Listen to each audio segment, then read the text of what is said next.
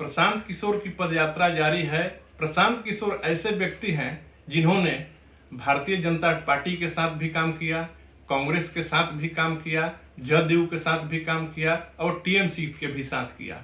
इनकी जो संरचना है यानी पार्टी को जिताने के लिए ये काम करते हैं और इनके काम करने का तरीका ये है कि इनके साथ बहुत सारे इंजीनियर्स जुड़े हुए हैं, बहुत ज्यादा शिक्षाविद जुड़े हुए हैं और प्रशांत किशोर उनकी केवल देख रेख करते हैं।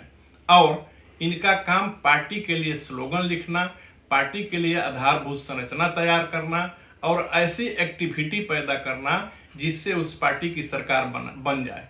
और ये देखा भी गया है कि इन्होंने भारतीय जनता पार्टी की भी सरकार बनवाई, केजरीवाल की भी सरकार बनवाई, टीएमसी की भी सरकार बनवाई और जदयू की भी सरकार बनवाई। प्रशांत किशोर की सबसे बड़ी खूबी यह है कि ये काम में जहां लगते हैं, जिस राज्य के साथ काम करते हैं, जिस पार्टी के साथ काम करते हैं, ये पूरी तरह समर्पित होकर करते हैं। और मैंने देखा है, आप भी जानते होंगे कि जिस जिस पार्टी के लिए इन्होंने काम किया है उस पार्टियों को जीत मिली है। इनका एक सबसे बड़ा तरीका यह है कि इनके साथ जो टीम है वह सोशल एक्टिविटी पर भी बहुत ध्यान देती है। प्रशांत किशोर के पदयात्रा में एक बार मुझे सिवान में जाने का मौका मिला। मैंने देखा कि प्रशांत किशोर जिससे भी मिलते हैं लगता है कि ये उनके परिवार के सदस्य हैं। इनके बोलचाल की भाषा, इनके रहन सहन का स्तर बिल्कुल सिंपल है, कोई भी ताम झाम इनमें दिखाई नहीं देता है। और ये पैदल चलते हैं तो न इनके पास कोई सुरक्षा की व्यवस्था है, न ये पुलिस घेरा में चलते हैं। सबसे बड़ी बात प्रशांत किशोर के साथ यह है कि ये बताने का काम कर रहे हैं। इनकी पदयात्रा में सारे पार्टियों के लोग, मुझे दिखाई दिया कि सभी पार्टियों में काम करने वाले, बिहार के से लेकर भारत के सभी पार्टियों में काम करने वाले लोग इनके पदयात्रा में शामिल होते हैं।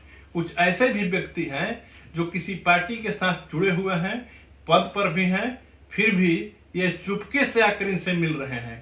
और कारण ये है कि ये जब पार्टी बनाएंगे प्रशांत किशोर 2 अक्टूबर गांधी जयंती को जन सुराज पार्टी, तो ये अपने मौके के तलाश में हैं और प्रशांत किशोर के साथ आज से ही लगे हुए हैं कि अगर इस तरफ मेरा काम नहीं बनता है तो चलिए मैं इनके साथ जुड़ूंगा और मेरी राजनीतिक जो सोच है, जो कार्य है, वह आगे की ओर बढ़ जाएगी।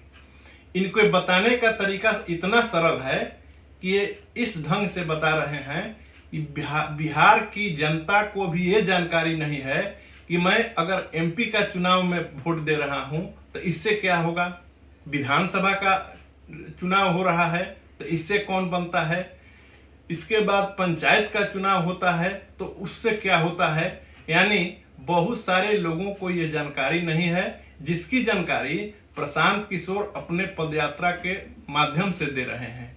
और ये सबको ये बताने का कार्य भी कर रहे हैं कि आजादी के बाद से भीख मांगने की जो प्रक्रिया बिहार के साथ जुड़ी हुई है कि बाहर के से पैसा लाया जाए, केंद्र से मदद लिया जाए, तो क्या जो पार्टियां अपने स्तर से अपने राज्य को विकास कर पाई है, क्या हमारे बिहार के नेता ऐसा नहीं कर सकते थे? वे भी कर सकते हैं। राज्य तो सबने किया, बिहार में राज्य सबने करने का मौका मिला, लेकिन कोई भी विकास के मुद्दे पर काम नहीं हुआ। यानी जब तक उद्योग धंधे स्थापित नहीं होंगे तो यहाँ के लोगों को बाहर के राज्यों में पलायन करना पड़ेगा, इसमें दो राय नहीं है। और यही बात प्रशांत किशोर सबको बता रहे हैं। यहाँ सबसे बड़ी बात ये देखने को मिल रही है कि बिहार के लोगों के पास जातिवाद का काम बहुत अच्छी से चलाता है लोग, कारण कि इन्हें जाति के से प्रेम होता है। लेकिन सवाल उठता है कि आने वाली पीढ़ी, बाल बच्चे इसको गलत तरह से व्यक्ति कर पाएंगे। और इसका कारण यह है कि जो भी राज्य करता है आपको अपने जात के नाम पर वोट लेता है, वह अपना काम तो बना लेता है लेकिन आपका भला नहीं हो पाता है। इस स्थिति में इन्होंने यह प्रशांत किशोर ने समझाया है कि नहीं, आप जात के नाम पर वोट मत दीजिए, आप जब भी वोट दीजिए विकास के नाम पर वोट दीजिए। जब विकसित बिहार बनेगा तो उस स्थिति में उद्योग धंधा भी स्थापित होगा तो बिहार के लोगों को बाहर की ओर पलायन नहीं करना पड़ेगा। और जब बिहार से पलायन रुकेगा तो बिहार का विकास ऑटोमेटिक हो जाएगा। और इस सारी बातों को प्रशांत किशोर समझाने का काम कर रहे हैं। प्रशांत किशोर ये भी बताने का काम कर रहे हैं कि आप अपने वोट के अधिकार को समझिए। आपका वोट बहुत कीमती है और वह बिहार का भविष्य बनाता है। इसलिए अपने वोट के कीमत को समझकर, अपने स्तर से खूब सोच समझकर, आने वाली पीढ़ी के बारे में भी सोच समझकर प्रशांत किशोर की बात सबको लग रही है। और मुझे भी लगता है शायद आने वाले समय में प्रशांत किशोर एक धुरी ही नहीं लेकिन अपने पार्टी को बहुत बड़ा मजबूती दे पाएंगे। प्रशांत किशोर की इस सोच को मुझे तो लगता है कि ये कुछ कर पाएंगे।